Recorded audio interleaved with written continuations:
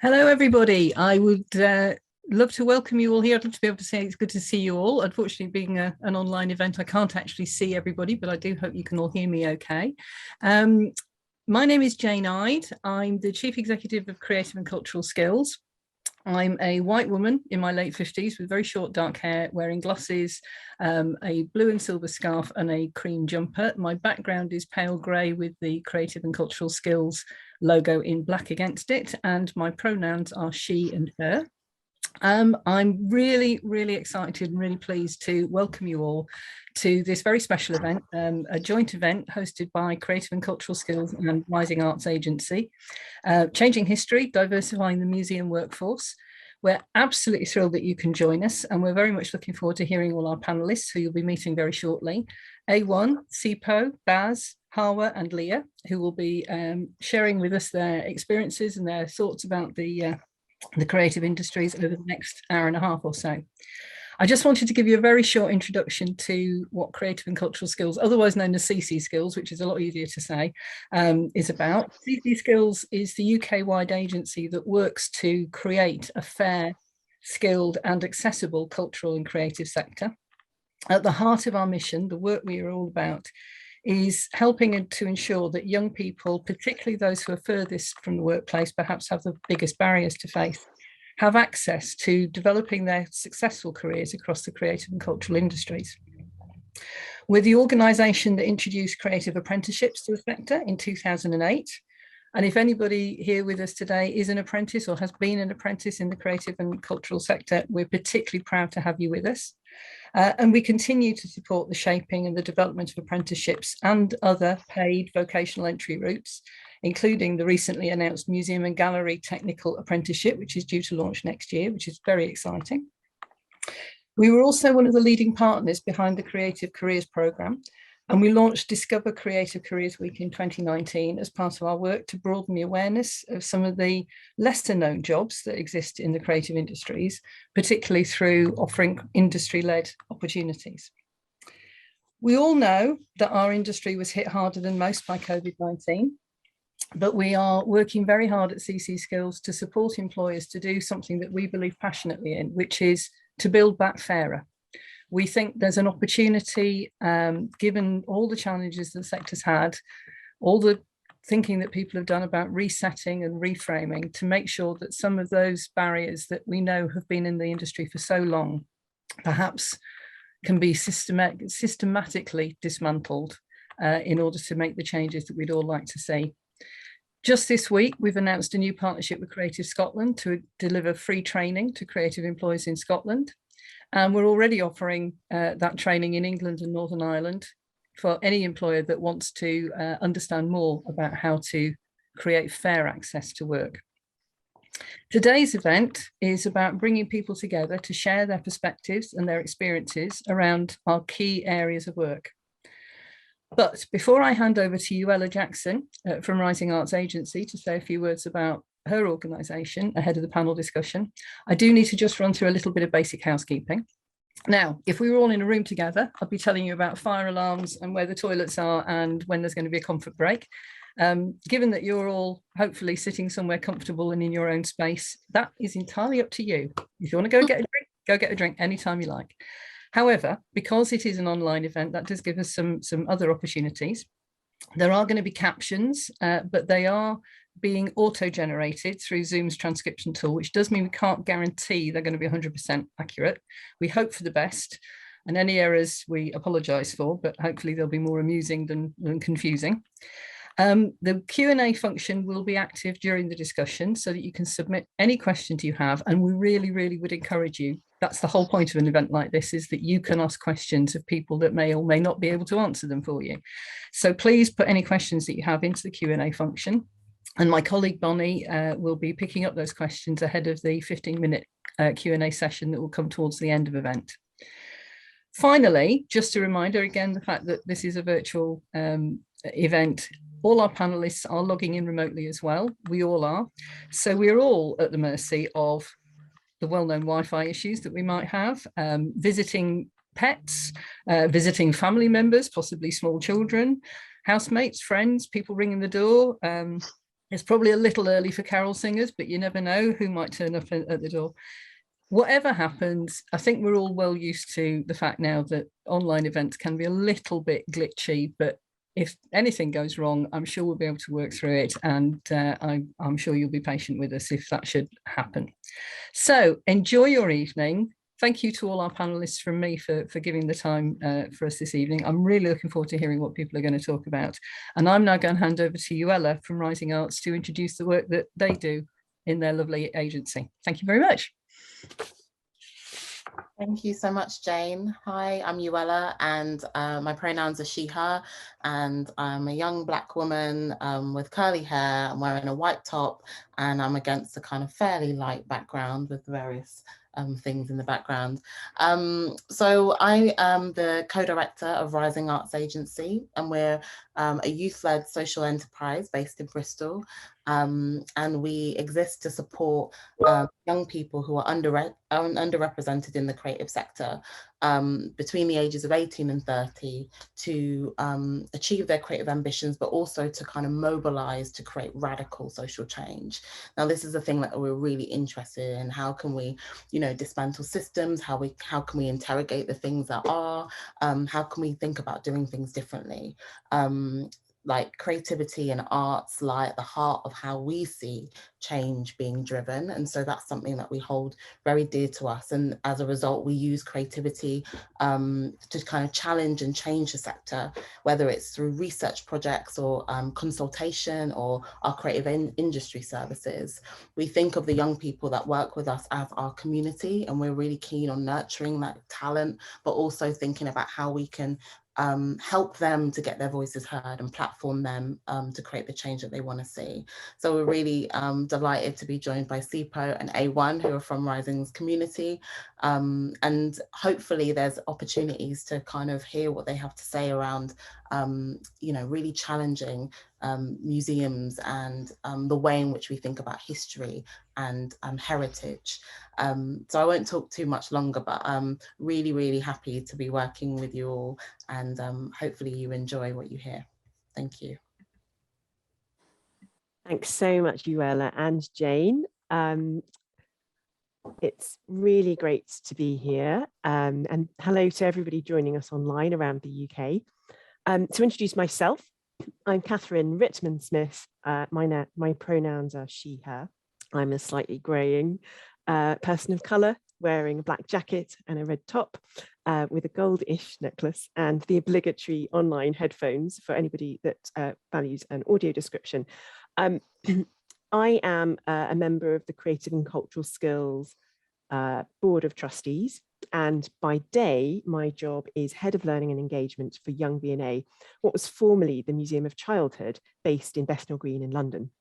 I'm working on a transformation project considering the role of the museum in building skills and creative confidence for children and young people, and working collaboratively with young people and their communities to think about how creativity can be harnessed and how museums can be engaging and relevant. At Young V&A, we're using museum collections to inspire and support young people to be positive change makers and to apply their creativity to address the issues that are close to their hearts. Before this, I was Head of Learning and Skills at Somerset House, and I spent the greater part of a decade at the Design Museum in London, overseeing learning programmes for schools, further and higher education, and for children and young people outside of formal learning. Let's not go back further than that, or I'll be showing my age. And today is all about celebrating new generations coming in to enrich and diversify the sector. I'm really looking forward to our discussion today.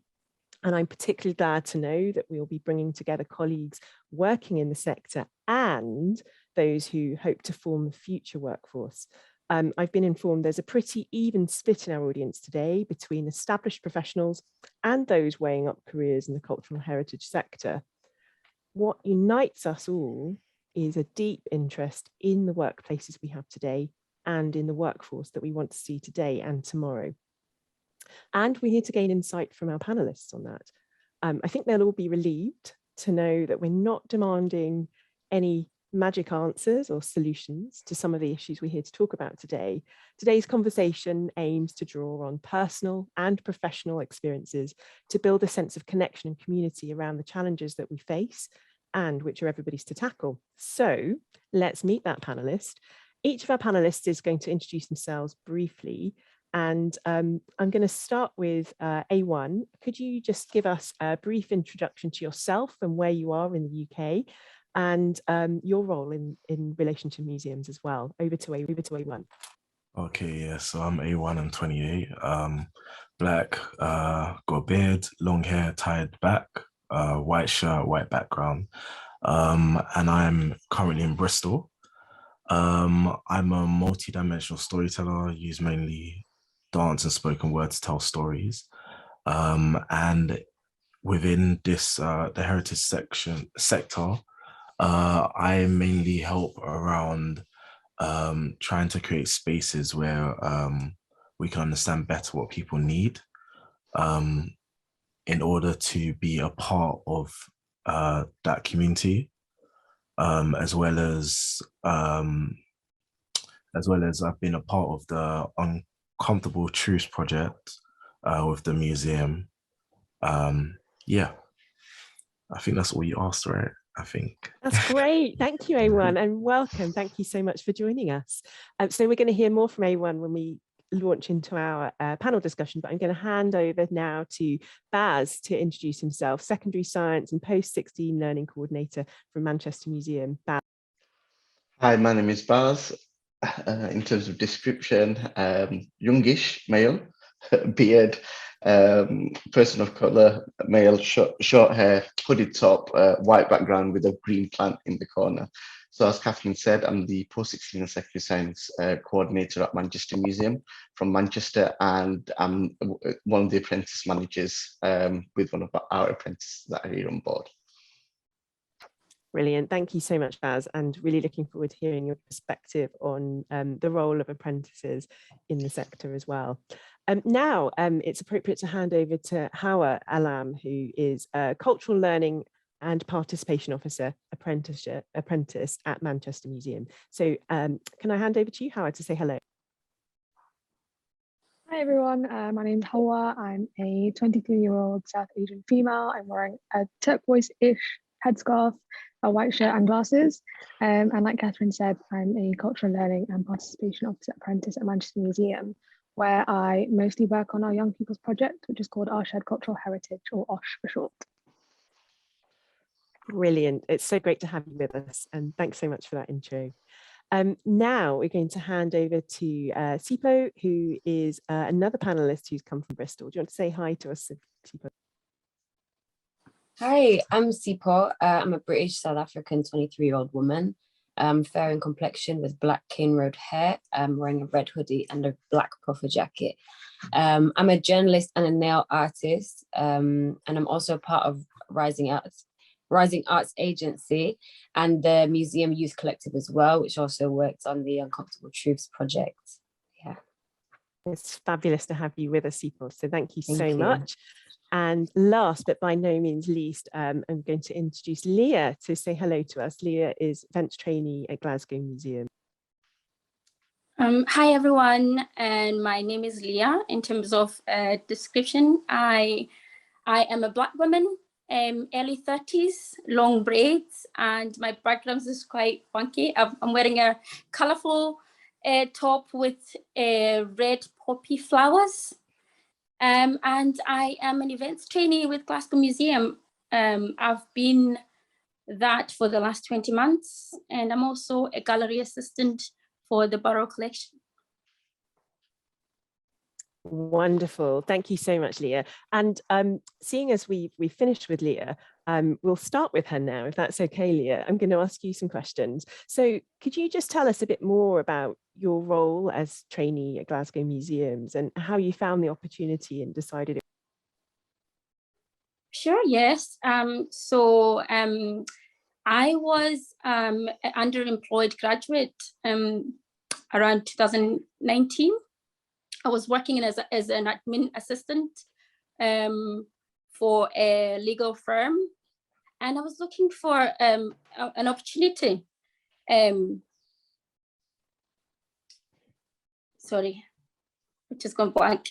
So I was looking for an opportunity, and I've always really liked heritage. And I found that I didn't know much about my own heritage. And when I visited museums here in Glasgow, I wasn't represented as an African woman. I felt not represented at all. I didn't say anything about my culture. I didn't see anything that drew me to the museum sector. So after a while, I went for the opportunity.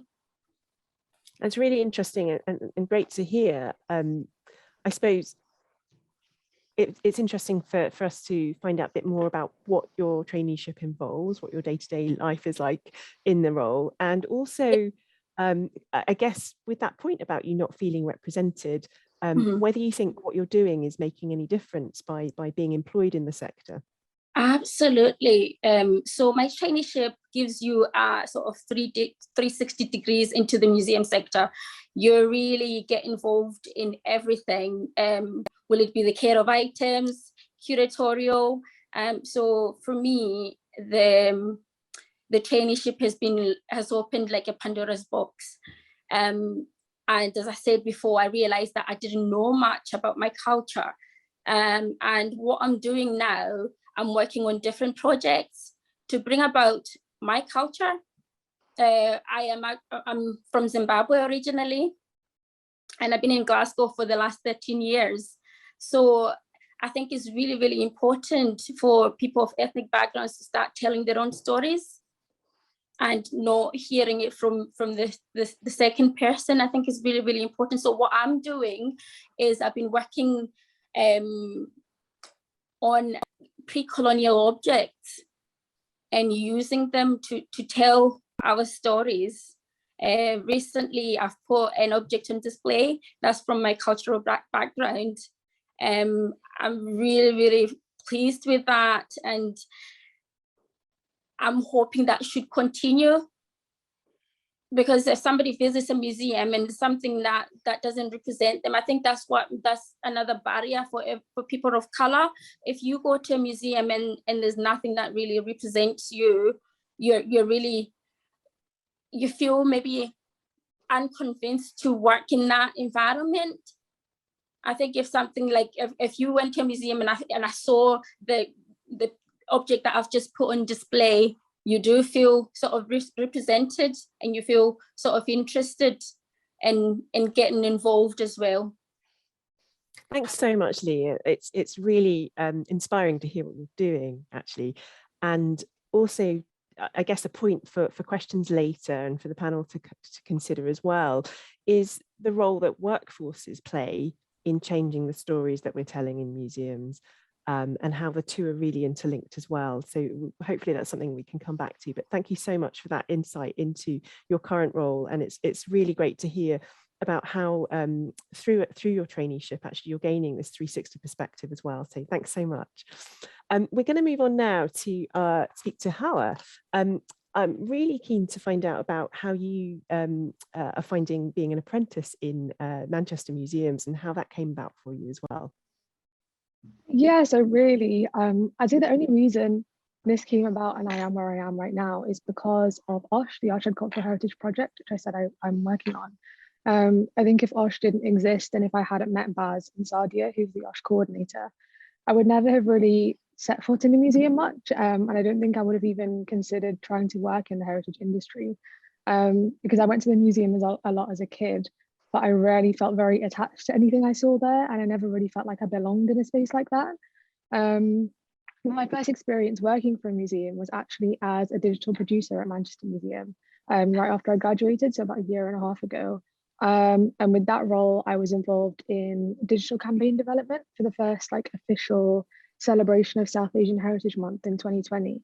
And I also did social media management, marketing, and website development. And then the Cultural Learning and Participation Officer apprentice role was advertised around the time my position as a digital producer was ending. And because of my year working as a digital producer for OSH, I'd begun to see more of a place for myself within the heritage sector, and began to hope that museums could be more than just places where dusty old colonial objects are kept in glass cases for people to look at, which is honestly how I still viewed museums, even during my time at university studying history. But yeah, because of my experience, seeing all the work that Osh had done, I decided that I wanted to try to develop my skills and see how I could contribute towards the work of the project, especially after seeing how Osh had impacted people's lives so far and really getting more young people from ethnic backgrounds involved in exploring elements of their own identity and heritage and culture in a museum space.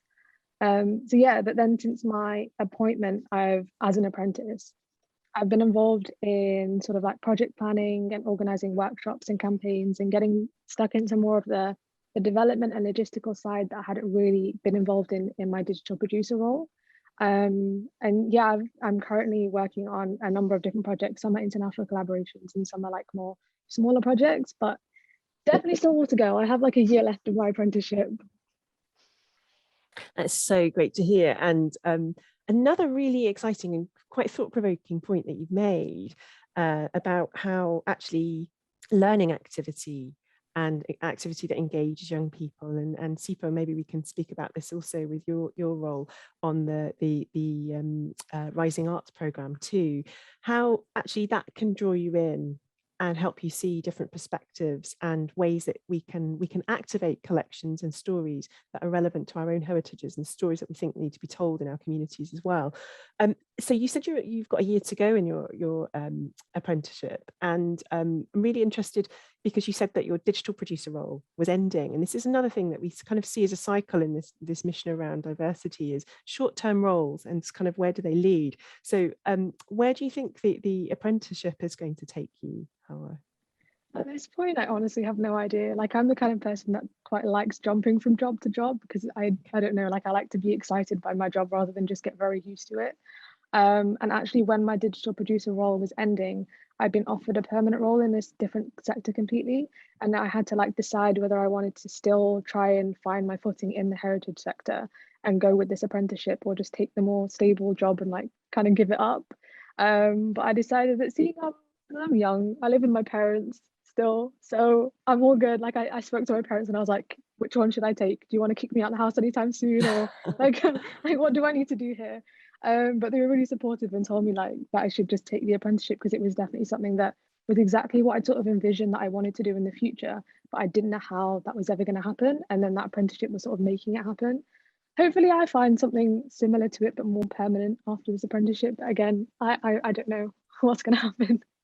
I think it's great that you've got the security and the vision really to explore the potential of the role and kind of have your mind open to next steps and possibilities. But it is another point that maybe our participants will be interested in commenting on, is this thing about what level of security do you need to be able to work in the sector as well with this issue around diversity? Because I've certainly had moments in my life where I'm very grateful to have a backup, and it's been a strain that I don't necessarily see other colleagues going through in order to kind of keep up with this sort of job as well. But we something we can come back to. But Howard, thank you so much for that. It's really exciting to hear about I guess the contrast actually with the traineeship, but also that it's leading you in a direction that is enabling you to engage both with the subject matter that intrigues you, but also career prospects that will help develop your next steps as well. So thank you so much. So we're going to then move over to Baz, because Baz, I understand you actually recruited her, and that was through the Shared Cultural Heritage Programme. So it'd be great to hear a bit more about kind of what you've been doing in terms of both kind of the learning initiatives, but also working with apprentices, kind of this dual track approach of addressing this kind of need for us to diversify our workforces and the work that we're doing in. Absolutely, Catherine. And I'd just like to share some of the things that we learned and the challenges that we had in terms of recruiting and apprenticeships, as they say. First of all, one of the biggest challenges was, unfortunately, apprenticeships and along with internships, they've become quite toxic, and they become quite toxic because usually they're very low paid, and they're kind of seen as exploitative. I mean, I'll give you a perfect example. The law says that apprentices can be paid £4.52 an hour. I think it's absolutely disgraceful. And if the culture and heritage sector thinks that's how you diversify the workforce, by bringing in apprentices and paying that low wage, I really do think they need to think again. We decided as a museum that goes against our values, and we're not going to offer apprentices at that wage or at that salary. We decided we will offer our apprentices at the Manchester living wage, which is £10.08 an hour. So first of all, we had to get that approved. Thankfully, we did. Then what I actually decided to do was decided to do a bit of consultation work with regards to why are young people taking up apprentices, and especially young people or people of colour. And when we did actually do some initial consultation, we found out, and it confirms what Leah and Hawa were saying, that young people were saying they're not interested in museums because they're not representative in terms of their culture, their heritage, staff, background. They don't see themselves in museum, even to the point when we were putting out job descriptions for apprentices for a supermarket and comparing it with the museum, 9 out of 10 times young people would choose the apprenticeship from a supermarket, and we'd ask why. And the response would be because young people or people of colour felt they'd feel more comfortable in a place like a supermarket to do an apprentice rather than a museum. So these were some of the kind of barriers that we had to break down. On top of that, quite a lot of people of colour, they would never ever perceive themselves in museums. They wouldn't even see that as a career option. And some of the older people of colour, they would say, again, it's about job security. They wouldn't even consider going into a museum because, again, one of the biggest problems is when museums offer jobs, they're either temporary contracts or the very, very low wage, and they just wouldn't make that switch, as they say. So these are some of the actual barriers that we actually learn about. With regards to challenges, this was another challenge, is when we actually did advertise the actual apprentices themselves, we realized within about a space of a week, we weren't getting enough quality applications, or we weren't even getting applications targeted to people of colour.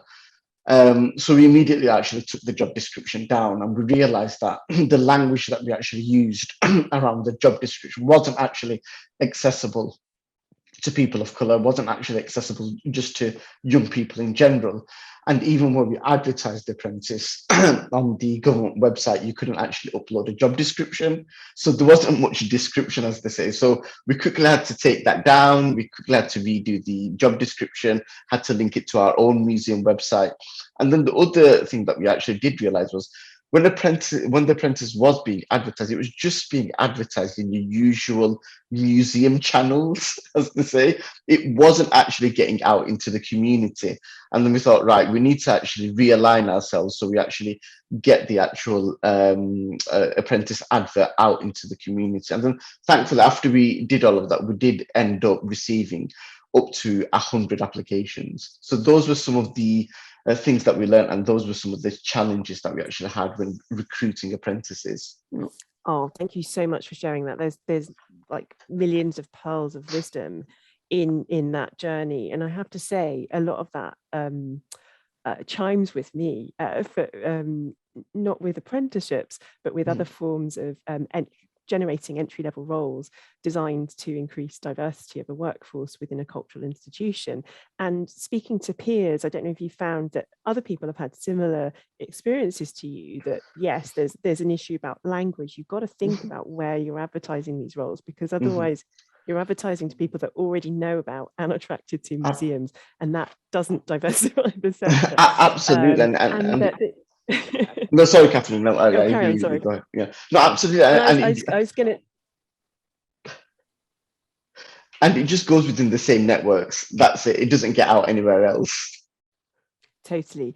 And so I guess what I was going to lead on to say was that your work in consulting the young people that you wanted to reach being a really critical part, and actually about how that might be a pathway to shifting leadership around these sorts of issues as well, is that by working collaboratively with young people, we can plant and adjust language and think about actually what will work and what will be viable pathways for people to get into the sector, but also to really, I guess, to really understand what roles are interesting to young people as well.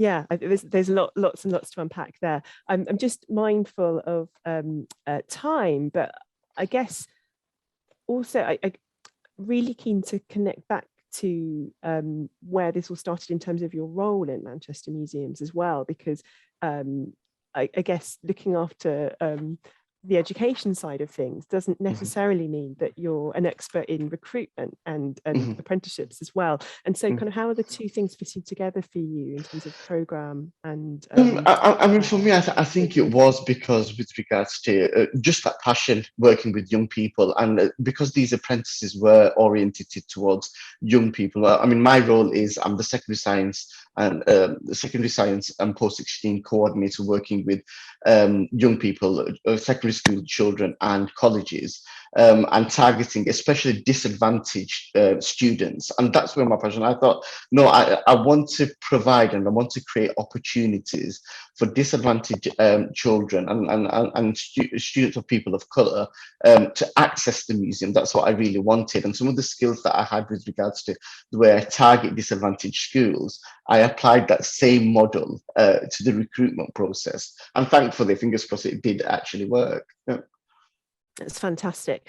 I guess I raised that question because I suppose my personal experience has been sometimes frustrating, not in my current role, but in past roles where, because it's about young people, it ends up being in learning, but actually it's a much wider issue about how we have a diverse workforce across the entire institution, and actually HR needing to be involved and other departments needing to be involved in supporting this, because otherwise you still end up in one corner, and that's the box ticked as well. How's that working for you at Manchester? No, absolutely. We're quite fortunate in our museum. What we actually have is we have a social justice group in the museum, and all the findings that we found from our recruitment processes for the apprentice, we've actually cascaded that out with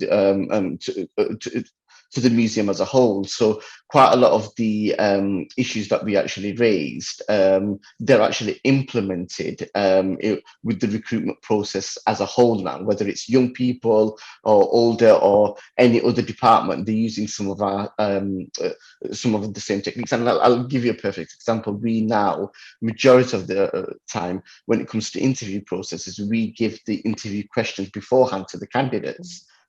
Again, that helps with the recruitment process with regards to ensuring that there's a diverse panel that selects the actual applicants, ensuring in terms of diversity, ensuring there's young people there and old people there, and they all feed into the actual recruitment panel. So things like that have actually helped quite a lot with regards to diversifying our workforce. That's so wonderful, because that then means you are kind of genuinely collaboratively working internally as well, because I think that understanding of the issues and thinking about the processes and the good practice can't just sit in one person or in one particular, like we'll do it for apprenticeships, but we won't do it for any of our other recruitment. So it's really great to see that joined up approach, because I think the other thing that maybe we'll come back to the panelists about is that once you've got them in, once we've recruited our apprenticeships or trainees or our entry-level roles, it's like what is their day-to-day experience going to be like? And I think again it's really exciting to hear about the social justice panel in terms of making sure that actually next steps along the way are also considered in terms of our drive to actually retain the people that we're recruiting to. Absolutely, Catherine. And we have done some initial consultation around retention. I don't know how much time I have, but I can just give a couple of minutes with regards to retention, especially for apprenticeships. Pastoral care is very, very important with regards to looking after the apprentices, and they'll give you an example with regards to pastoral care and some of the policies that actually do affect apprenticeships. Now, the government, okay, recognises apprentices as traineeships, but unfortunately, they're classed as employment. So a person who's 16 or over, if they're now classed as employed, all the benefits that they get whilst they're living at home, which their parents receive, such as council tax reduction, etc., everything goes. Okay, so that network of support actually goes. So then it's kind of like it's up to us as a museum to be aware of that, and see if you can provide some financial support with regards to if that network goes, and if we're saying, okay, even sometimes you know, a £10 minimum wage is not enough, how can you actually support that young person? Yeah. So again, we've done some work around retention and how to provide that pastoral care. That's brilliant. It's great to hear. And trainees and apprentices listening in as well, it'd be really great to hear your perspectives on this. Thank you so much, Baz, and really useful insights and really generous sharing of learning as well. Moving on to something completely different in a way is A1. I wondered if I could talk to you about the work that you do with, I guess, your interest in a focus on identity through stories and working on Bristol Museum's Uncomfortable Truths project. It'd be great to hear a bit more about your role within that and how it's influenced your practice and kind of what you think that's sparked in terms of learning in the museum itself. Okay, I was just trying to figure out how to start it. So I think I'll start with when I joined the museum's project, the Uncomfortable Truths project. I was actually studying fine art, I still am, and I was with Rising Arts. I'm still with Rising Arts, but I was with Paper Arts as well. So when I first joined, I was more interested in deconstruction and stories. And as I carried on my practice, heritage started to come up quite a lot. Heritage didn't come up at first because of the same issues that everyone has said, that it didn't seem to resonate when I like go to the museum and stuff, even like watching films or TV series. Like the closest I could see was like the victimized side of it rather than achievements, adventures and whatnot, you know. So it didn't resonate that much. I mean, I didn't know much either. What started to really spark it for me was the projects I was doing, which was telling stories. I was putting myself in them, and the question that was posed to me was, the minute I put myself in there, does a story become about just any individual, as in just a human being of any race, or is it specifically talking about a Black person? And my aim was actually, it was talking about everyone, but because I was in it, the whole perspective and narrative shift completely. And it baffled me in a kind of way, because I was thinking like, I'm not trying to pin it down to one thing. So why is it when I'm in there, all of a sudden everything changes? You know, so from there, I started looking into a lot of stuff like Stuart Hall. I think it's called Spectacles of Others, and it talks about the perspectives and historically how Black people have been perceived. Race and Sex by J.A. Rogers, which talks about a multitude of stuff, but like it talks about the political side and how it shifted from maybe religion to race and etc. so forth. History on Haiti called The Irritated Genie, and just looking at different artists like Fred Williams and stuff like that. So those sort of things start to make me think about heritage a lot more, and just, I guess, how do we create more representation in that. In terms of what I did, we investigated different artifacts, and the one I looked at was the Delhi Dubar painting, and I did that with another person called Darnell, where we did a lot of research around it and we created a podcast where we were basically asking questions about what is true, what isn't, and what would be the real story around it and how it ties in with colonialism. So that's what we started doing. And I guess the most recent thing started doing now is actually trying to understand more about what it means for us to be accepted in spaces like this. Like what is valued for us to feel like this is actually a space to be. What does that look like? What's the language around it and stuff like that. I can't remember what other questions you asked me, you know. That's all great. You actually started to I guess, express the next question that I had for you, which was, you talked about what does it mean? What's the value of being accepted in the space? And I just wondered what your reflection is as an artist on the museum as a space for inspiration, but also commissioning and kind of work as well. What has that value been? What are your reflections so far? It's not necessarily a definitive answer, but it's interesting to kind of get a sense of what you've gained by putting yourself into these stories and exploring these works, and I guess tackling some of these issues as well. Okay, well, I'd say what I've gained from it is I guess a hunger to actually like an advocate for truth kind of thing, like what's actually real, what isn't, but also try to understand more how I can communicate to others to see other perspectives and I guess create empathy as well as other stuff. Damn it, I can't remember all of that you actually asked me the whole thing. I was just babbling. It's all right. Okay. So then what I will add is one of the things I would say is the museum's definitely trying to obviously I am talking about Bristol Music Art Gallery Museum, but I'm sure other museums are doing it as well. But specifically I'm talking about them because I know they're doing it.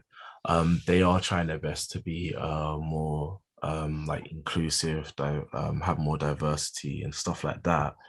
And when we look at stuff like value and stuff, I think the question sometimes really is more about understanding the communities more and letting their voices being heard to then understand how to move forward and build more of a relationship there, so it doesn't feel like, oh, this isn't a place for us, sort of thing, and stuff like that. So it needs to be a constant relationship between the communities, sort of thing, because I mean, I know a lot of people who definitely think it's just a tick box sort of thing, and that's not the intention. But it's almost, if you were to say, if the museum was like maybe your other half, like your partner, there are certain actions your partner will do that you may not think projects what they're trying to do, but that is their intention. And until you can communicate and actually ask, you're never going to know. And you're just going to either run with it, which is, I guess, listen to respond, or listen to understand and actually ask more questions. So I think that's really helpful. There are so many things that you said then that are relevant to this wider discussion. One of them that I really pull out is this idea about us developing empathy, and that needing to be institutional as well as individual, as well as within communities as well. It's a really powerful thought, because then it extends into what you were saying about, effectively, if I paraphrase you, about constant dialogue, about listening to people, and allowing those voices to be heard, because that helps us reach an understanding. Institutions might not always get it right. They might think that they're doing the right thing, but it doesn't always land well.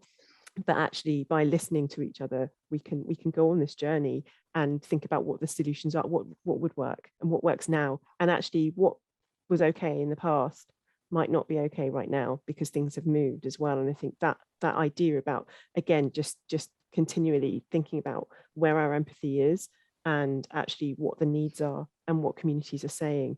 So being outward looking, really good points. Thank you very much, everyone. We'll come back to some of those. We'll hold that thought because I'm being a very bad chair and got to keep an eye on the time. So I was going to move on to Sipo, because you're also working in Bristol, aren't you? And also part of the Uncomfortable Truths project, and you've challenged Bristol museums over some of the colonial items in their collection. So I guess one of the questions kind of coming back to who's employed and who the workforce is what are museums missing out by not having more voices like yours in them? And I guess what has been your experience from your engagement in museums so far? Yeah, it's a difficult question. I think, where I personally stand and kind of on a lot of things I said in the work I have done is that I believe that unfortunately, whilst we still retain colonial artifacts in museums, true reconciliation can never really happen. But that isn't to say that in those smaller pockets that we can't encourage cultural sectors to employ younger people. I think more than anything, by not employing younger people, you're just missing out on great art, and you're missing out on great material. And unfortunately, like a few of us have said throughout on the panels, that when we go into these spaces, we don't see ourselves reflected. And if we do, it might be, for example, a colonial artifact. You might go to a museum, the only African thing there is a colonial artifact. That doesn't inspire curiosity and, just inspiration. It inspires resentment. So people are left feeling resentful towards this space and disconnected from this space.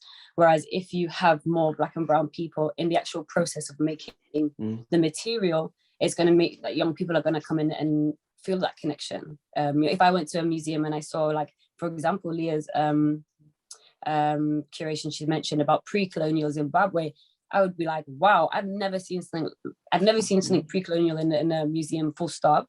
Never mind African stories told by African people. And it might leave me with a feeling of, I want to get into that. I want to get into research, curation, and the rest of it. But one thing I would definitely encourage alongside hiring young people is, and I can't stress it enough, but to have Black and brown people in senior roles. Unfortunately, now we have a problem whereby most of the senior roles are highly predominantly white. So even when there is opportunities for young people, these people in senior roles, they don't have access to those communities.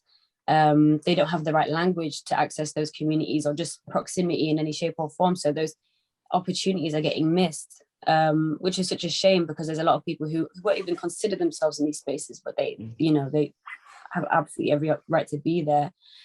So having Black and brown people in senior roles is going to mean those opportunities get to the right people. And in the end, you're just going to have great art, or great subject matter. There's a reason why they don't want to give these artifacts back, because they're amazing. And having a different perspective, having a different, someone with a different cultural gaze, let's say, is just going to create something really beautiful. And it's a shame that we don't see more of that. Yeah, I hope that answers your question. Yeah, I think that's a really great point, and thank you for raising it, because I think it comes back to some of the conversation that I was having with Baz around the idea of retention. Where do you go after you've done this project? Where do you go after you've been in a young collective? Where do you go after you've done the project or the traineeship? How do we get more diverse people into leadership? Aside from my personal story is hanging on for a long time. And I've been in the sector for over 20 years, but I guess I think it is just having the privilege to be able to hang on and have the security to kind of keep working in lower paid roles potentially, but also the determination just to stay in your role. So I'm really interested in what you think around encouraging young people in leadership in the sector as well, to make this change that you want to see.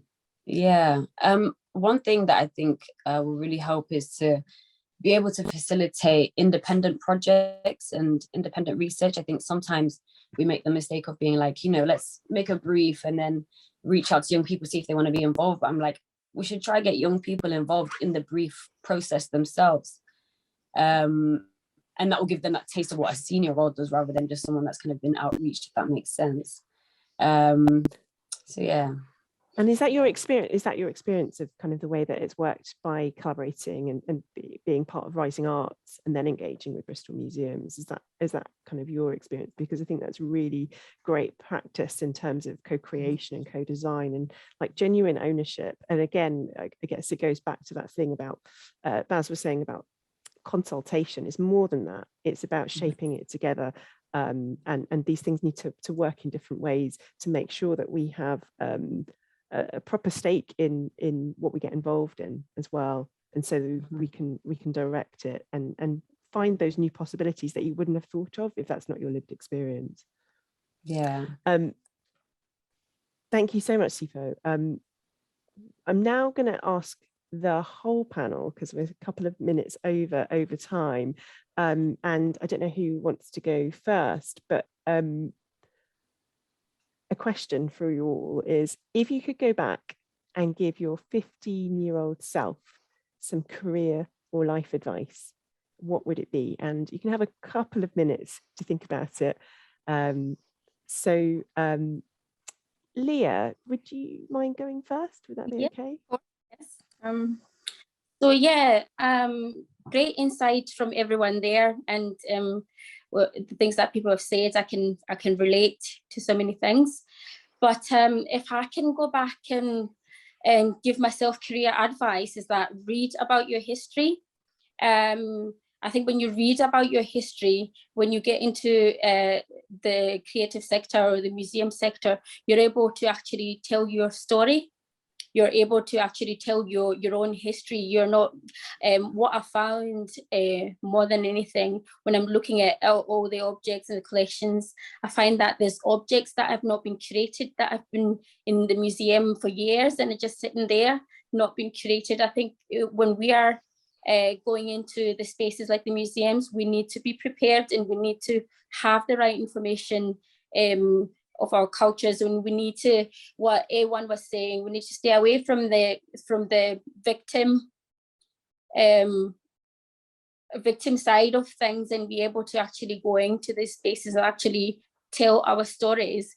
And the other thing as well about diversity, what I've been looking at around the museum sector where I am is that diversity is not just a black face.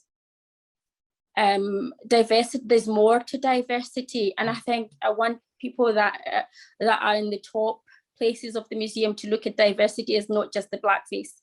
There's more to people of color.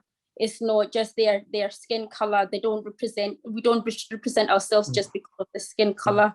We've got more to give to the museum sector. So if the advice that I'm giving myself is read. If you're a young person listening now, make sure you know your history, and if you want to get into the creative industry, you know your history, and you can tell your story. That is music to my ears, Leah. Thank you so much. I think that's such a great point, and borne out by all of our panel members about how informed they are, actually being tenacious, finding things out for yourself, researching your history if that's the thing that you're interested in, but that kind of cultural engagement and pushing yourself to be curious about the issues that are, I guess, both in our heritage and in our futures as well. You've also half answered the next question that I'm going to ask in a minute about advice to museums, so we'll hold that thought to kind of respond on actually this point about what diversity is in museums and advice that we can give to the sector itself, because I think there's this big word intersectionality, isn't there, about there being a lack of diversity across not just race but also class and also gender and also all sorts of things, and actually how we just need to think more broadly about making space for people that are not just us in the sector. And so we'll come back to that point, but it's a really great one that you raise. But the advice to the 15-year-old being read your history is a brilliant one. And yes, I'm going to wish I could time machine myself back to tell myself that. Can we next go to Hawa, and you tell us about what advice you would give your 15-year-old self about careers or life? I don't know what I kind of need that advice now. My career hasn't really started. I mean, I only graduated a year and a half ago, so I wouldn't call it a career yet. It's more just me exploring what I'm doing in life.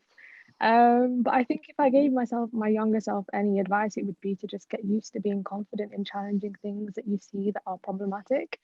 Not necessarily even in museum spaces, but just in general. So for example, in education, I remember at uni, a lot of times things would happen that I was really uncomfortable with. And I would be too scared to speak out, mainly because Prevent exists, but also just in general, because it was never a safe space. But then I would always regret it afterwards. And I feel like now I don't do that because I don't want to feel that regret. So I just go ahead and I say what I want to say, or I challenge what I want to challenge, because at the end of the day, if you don't do that, then it's never going to change, because everyone's going to feel scared. But the more people that speak out, then the more people will then support you. Like I remember one time in uni, some crazy incident happened in a seminar, and one girl spoke out, so then another girl spoke out, and then another girl spoke out.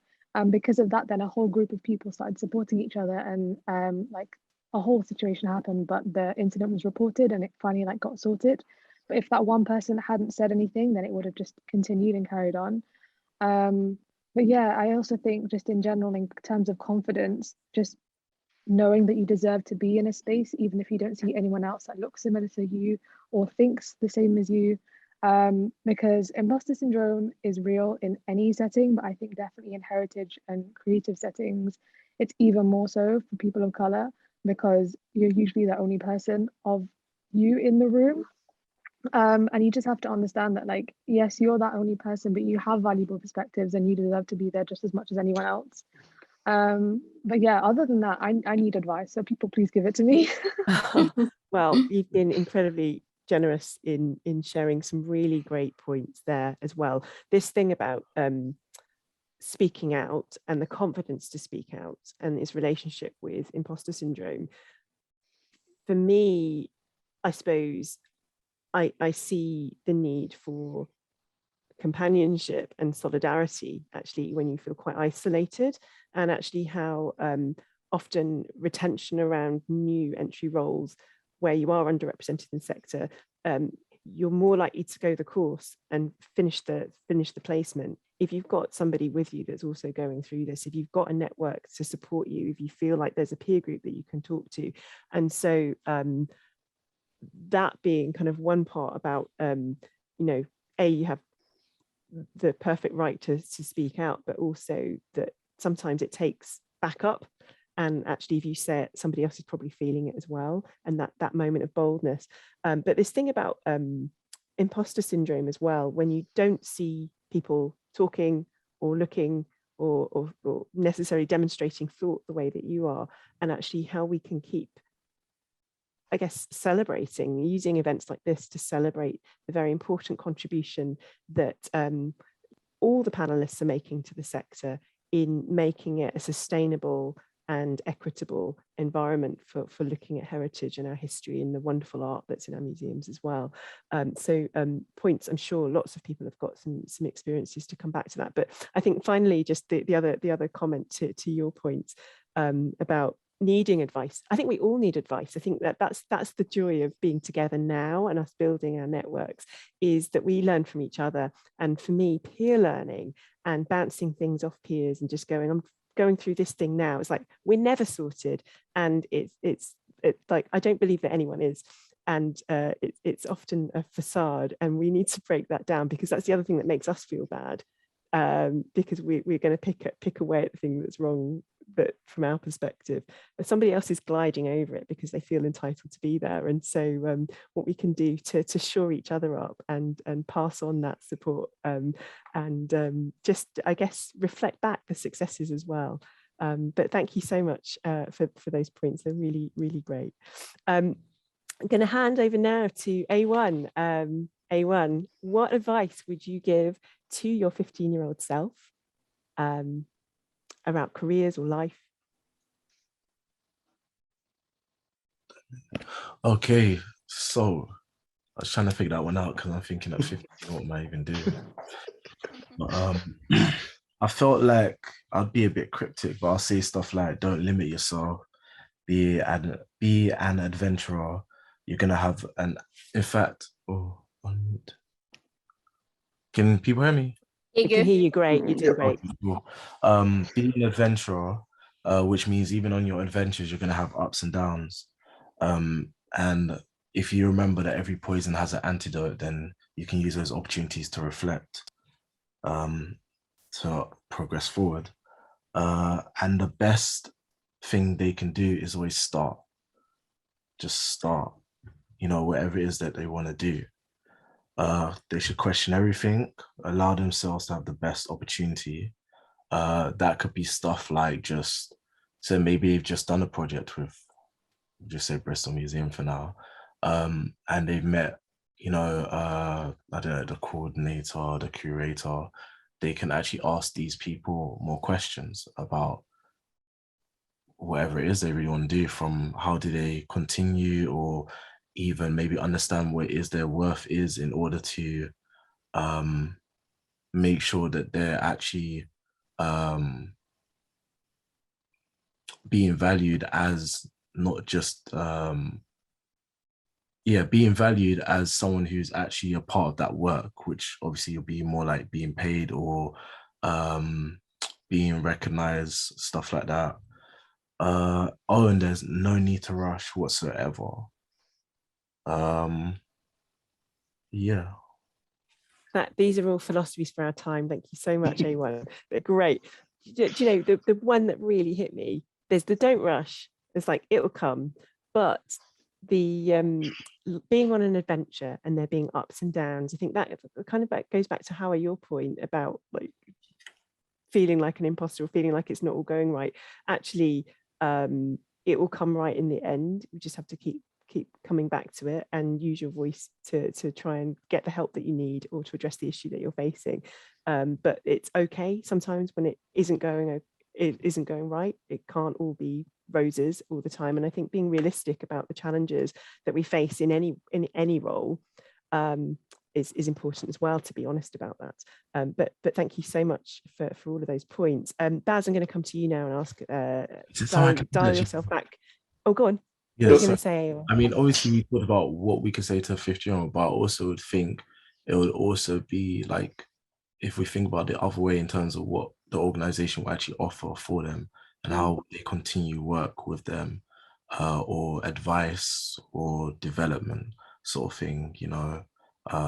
Yeah, because I think that's important, because sometimes we will be part of it and then that's it, nothing else happens, you know. And I feel like it's not solely on one person, because we don't always know the answers to a lot of things, but the more people there are, the easier it is sometimes. And obviously if there's an organization already doing it, that's obviously a pool of wealth that you would definitely want to be attached to. Yeah. It all grows, doesn't it? It all comes together. Thank you for that point. And that kind of, again, in terms of what we need to be saying back to museums about things that we should be setting as expectations in terms of our dialogue and our opportunities for young people as well. Thank you, everyone. So Baz, I was going to come to you and ask you to dial back to your 15-year-old self and think about what advice you would give about careers and life. No, absolutely. I mean, first of all, with regards to learning, I think we're always learning all the time, and you know, I'm learning a significant amount from even my younger peers. How I'm constantly learning from her all the time.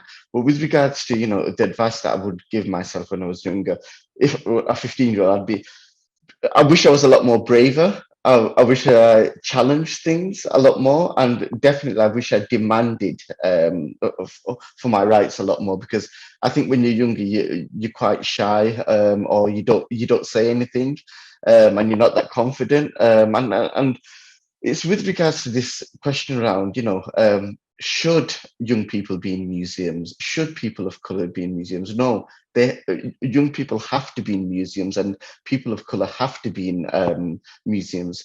And the reason being is because majority of cultural and heritage sectors within the UK, they're funded by the taxpayer. We are all taxpayers. Majority of us are. You know, we have that right to have access to cultural and heritage sectors. There shouldn't be a monopoly by essentially middle class white people, as they say. Yep. So, you know, we need to start making those demands. And as you said in the chat as well, I think, you know, there is a civic duty where some people do need to step aside so they can give opportunities to people of color or to young people. Yeah. Great advice and great points as well. I think the idea that this is our shared heritage, and that we all have a right to access it is one that, you know, is that thing about cultural entitlement and cultural capital, which we haven't layered into today. because we've been talking quite specifically about the workforce, but they are really integrally linked, aren't they? And it'll be interesting to see whether, again, there are any questions from our participants today about that. Before we wrap up this section, Sipo, I wondered if you had any advice for your 15-year-old self as well around careers or life.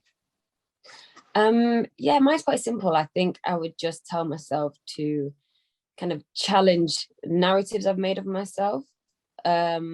You know, when I was younger, I always had this thing of like, I hate learning, I hate education, this, that, and the third. And in hindsight, it was like, no, I didn't hate learning or education. I just hated the education system, and I didn't find that stimulating. And, you know, I would complain at school the whole day, and I'll go home and I'll watch documentaries back to back. So clearly, you know, I did like to learn. In the same way, I had a narrative, you know, I'm not creative. Before I wasn't a creative person. I was raised in a small town. It's not like Bristol where there's art everywhere. There's agencies like Resonance Agency that are encouraging young people to get into it. There just wasn't that. So I just, from that, assumed I'm not a creative person. Although I was doing girlfriend's nails on the weekends all the time and doing other creative stuff at home, just doing little DIY things just out of boredom. And especially with nail art, for example, I just didn't consider that to be an art. And because it's not widely accepted as an art. Whereas now I make a case to call myself a nail artist, not just a nail tech. I'm both of those things, but I really emphasize the artist side because that's what I'm doing. I'm making art. And the women I see who are also nail artists, what they're doing is real art. So yeah, challenging my narratives, those kind of limiting narratives, and also giving myself the authority to create my own definitions, I think. That's how I would say that in a nutshell. Great points, really great points. And I think this thing about who says what is creative and what isn't, who says what you do is or isn't, and where do these limitations come from is a massive question that, again, we won't break into now. But again, the idea of more diverse artists, more diverse creatives, more diverse workforce, more diverse learning programs, all coming together to challenge some of the I guess the narratives that have limited us in fulfilling our potentials and being proud of who we are, quite frankly, as well. It's wonderful to hear about your nail art, and I wish you went so far away. I'd like to come and sample the services. But anyway, so I've got one more question, and I think we need to move to taking questions from the floor, as it were. But I just wondered whether any of you, probably we could only have a couple of contributions on this point, but coming back to this idea about what advice do we need to give to museums right now about the makeup of their workforces and appealing to more diverse and young candidates. And I think that is, you know, it's reflections on, does vocational always work? What type of roles are good? What have personal people's experiences been? And a lot of what you said so far, and actually the advice that you've been given to our 15-year-old selves has spoken to that. But I just wondered if one or two people wanted to chip in and respond to the advice that we could give to museums about their workforces right now.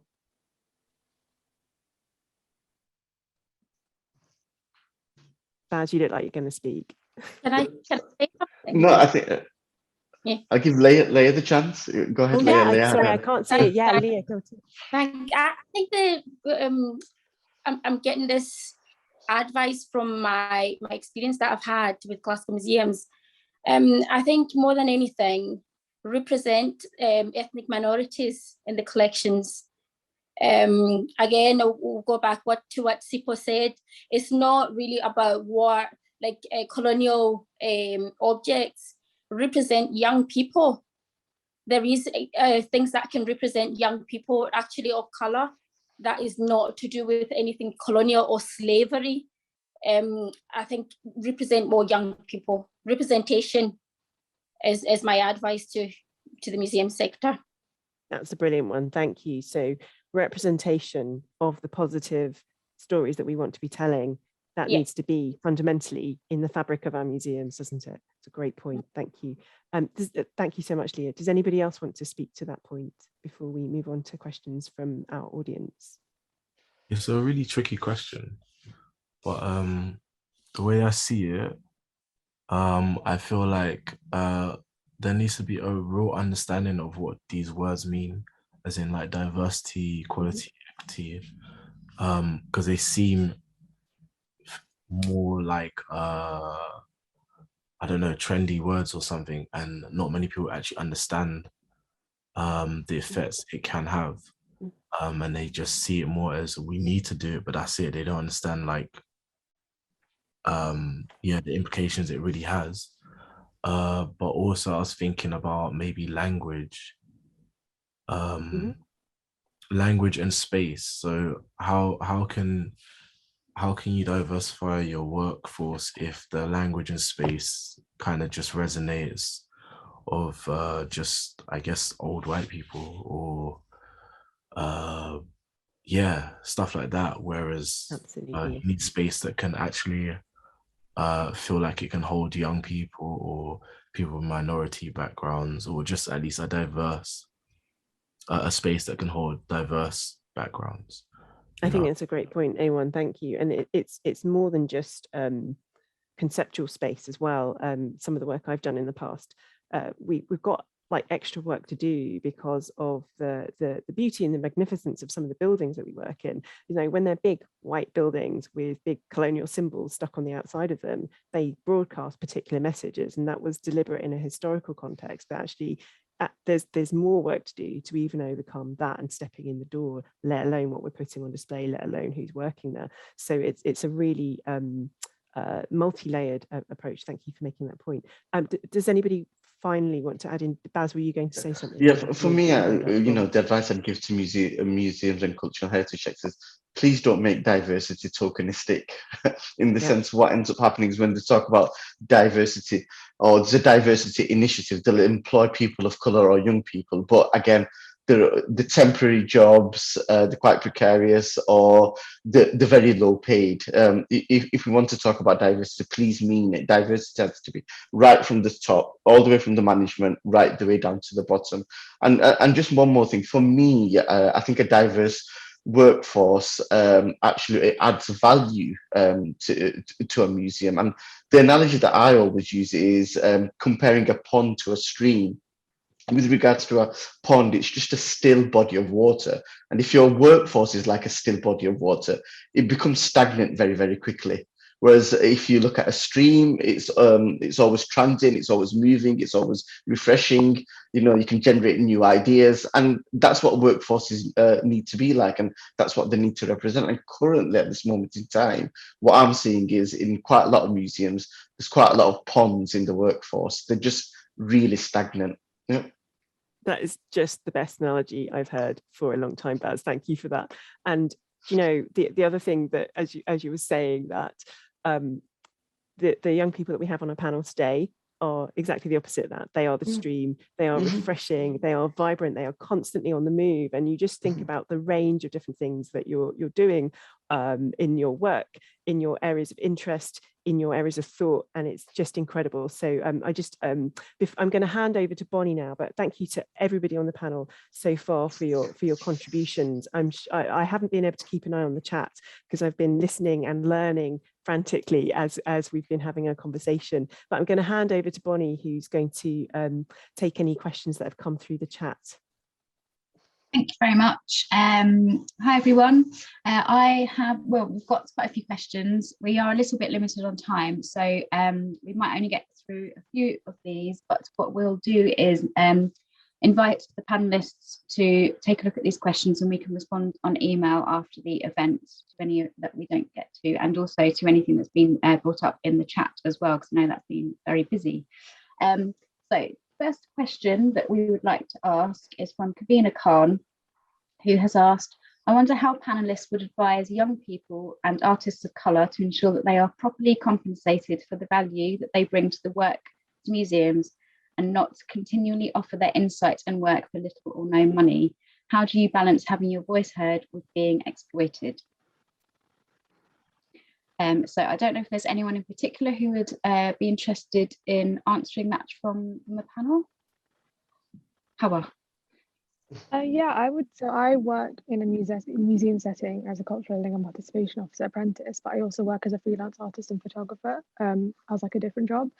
And one thing that I've definitely learned over the last few years of working as an artist is just that you have to say no.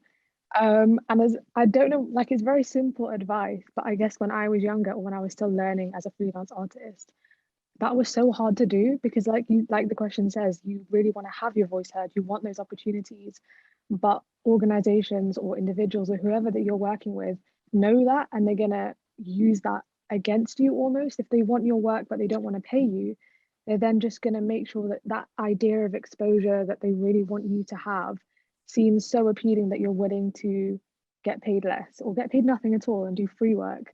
And all I've done is just get used to saying no and just being strict in how I charge people or how I approach a conversation. And also just talking to people, making friends in the industry who have been doing it for longer really, really helps, because then they can provide mentoring and support and advice, and just knowing how to navigate those conversations without feeling as though it's like a losing battle. Because definitely when I was first starting out, it felt like a losing battle because I would say no and then I'd regret it because I was not getting the jobs, because I was saying no to free work, and then I was getting no portfolio work, and then it was just sort of like I had nothing going. So it's definitely a balance.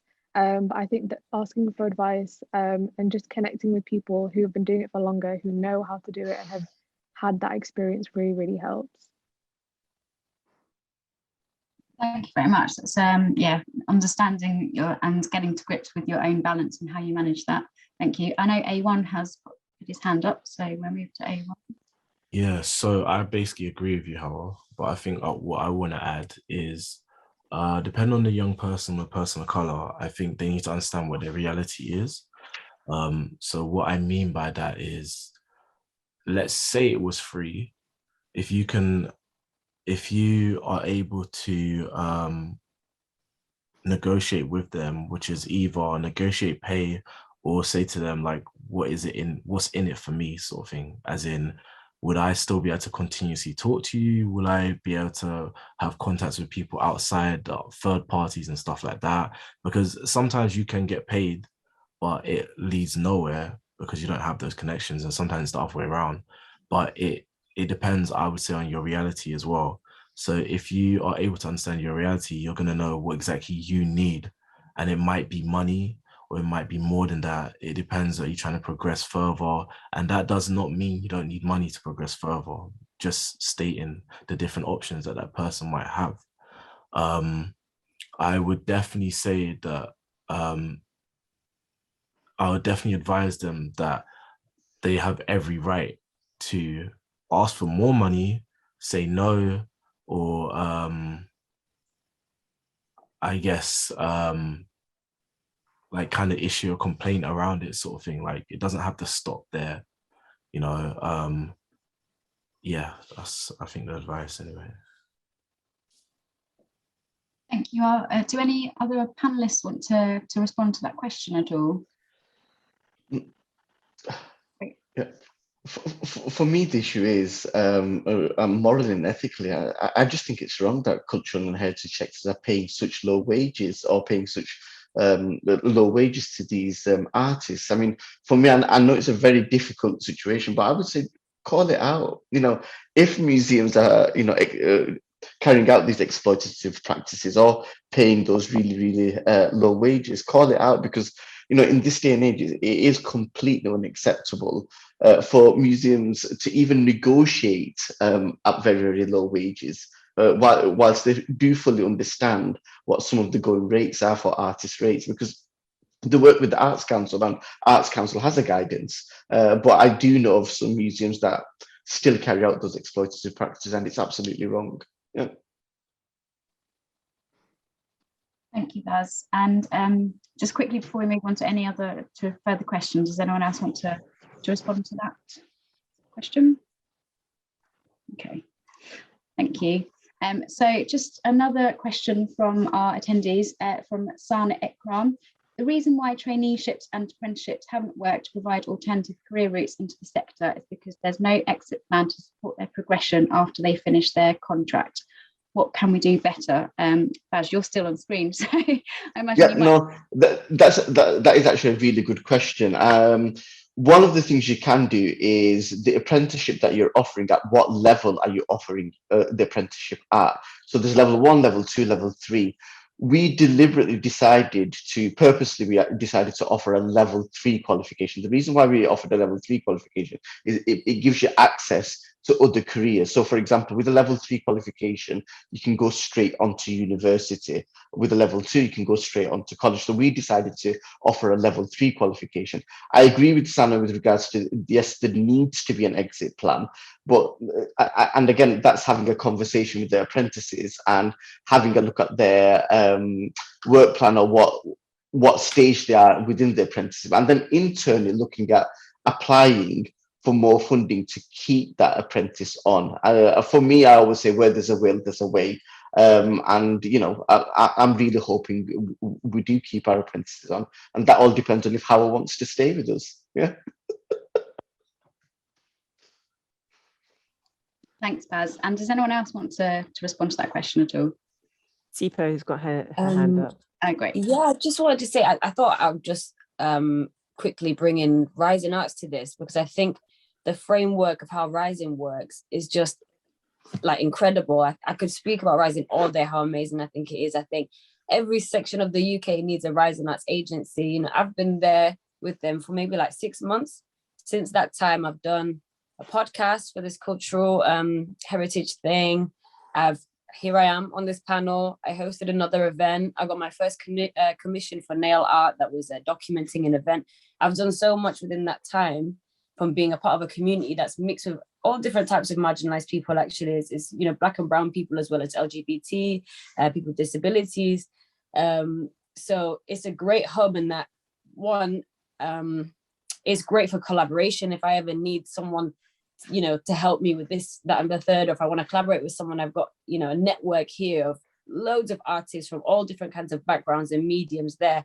But the one thing that's good about Rising, it's almost like a consultation based thing as well. So other organizations and other sections will come to Rising and say, here's a job for XYZ, can you put it out to your people? So it just gives us so many opportunities. And in that kind of way, I think that it would be good to follow that framework, in that being a cultural institution where other people, other institutions can come to you and say, listen, we need someone that can do researching, we need help with this art gallery, you'd love to take on a young person, so that it can come straight to the source in that way. And yeah, so yeah, Rising is amazing. Yeah. Sounds awesome, Sipo, thank you. I was just going to leap in and add to what you're saying, because Sipo, you actually made loads of really brilliant points. This thing about networks, that actually, if we do right by trainees and new roles within our organization, entry-level roles, we need to be connecting them. That's what our good line managers, I'm sure Baz, you're doing this with Hawa, connecting up, making sure that the relationships are built so that they have options and choices and advice. There's the thing about skills, finding the right entry-level processes, schemes to make sure that the skills are transferable and usable, and work across the different options that might be available in the sector, but also beyond it in areas of interest to the individuals. I think there's something strategic about what organizations need to be doing when they're selecting apprenticeships or traineeships or whatever scheme they're going to go for. It's like, is it going to be sustainable? Is this really business crucial, or are you just doing it because it's a great way to get a young person in? Sometimes that's all we can do, but actually, for there to be progression, there's got to be somewhere to go. And so is there another role that will be available afterwards, or could this role be extended, as Baz is talking about with Hawa as well? And then the final thing I would say is, like, the truth is it's a competitive sector, isn't it? And so we need to be making sure that we're supporting talent, but being realistic about, you know, how we are growing our sector as well, so that there are the right chances for as wide a range of people as possible. So they're my points, but I've stolen them from everything that the past panelists have said. A1, you are. Yeah, I wanted to add on to what Sipo said, and what do I want to say? So I think I want to add the people who are doing apprenticeship and stuff like that, where it seems like there's no progression afterwards. I guess, but I like to say it like this: you're not second best. So, you know, you can like ask your company more about what is going on. And I have actually done this where I wasn't like doing an apprenticeship or something, but as part of the Young Collective, I did actually ask the museum, like, what are you trying to do? What does this mean to you and stuff like that? Like really make sure that this isn't just a tick box thing sort of thing, and ask like, where is it going to go and how can I progress, or what opportunities can I have after this sort of thing. Like I actually did ask those questions. One of the things that came to mind for me in particular when I was with them was actually thinking about what tools do they offer outside of the contract or apprenticeship, whatever it is. And what I mean by that is, so the layout might be you have to be with them 4 days a week or something, 3 days a week or 5 days a week. But one of the things that I've never really seen is, oh, you know what? You can have free membership to something like FutureLearn or something, which offers many different things in there for like, I guess, extra courses or something. And maybe they could provide whatever you need to do additional stuff outside of it to add more value to what you have. As well as the apprenticeship or the where you're working and etc. so forth. And yeah, I never see that.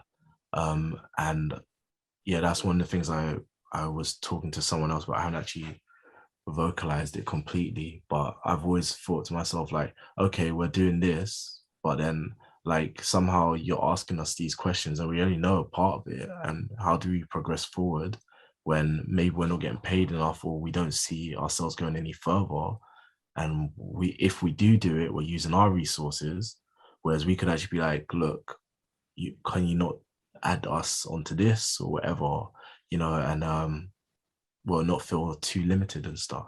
I think it's a great point. It's this idea about constant learning and self-development, professional development opportunities, and great advice built into the way that we're supporting entry-level roles in the sector is also critical to the success of and sustainability of these roles. Thank you for that point, A1. There are some examples out there actually of that sort of practice, but probably it doesn't happen enough, and it probably doesn't happen in a way that's focused enough as well.